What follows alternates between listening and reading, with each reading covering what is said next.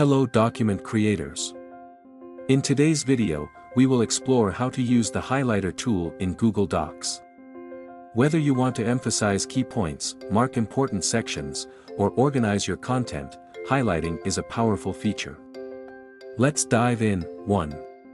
Select the text to highlight, click and drag your cursor over the text you want to highlight. This could be a single word, a sentence, or an entire paragraph. 2. Apply the highlight, look for the highlighter icon in the menu bar, it looks like a marker.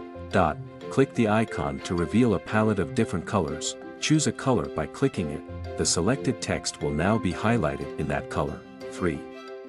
Customize further, optional, to remove the highlight, select the highlighted text and click the highlighter icon again, choose none from the drop-down menu, and there you have it. You're now a Google Docs highlighting pro. Happy writing!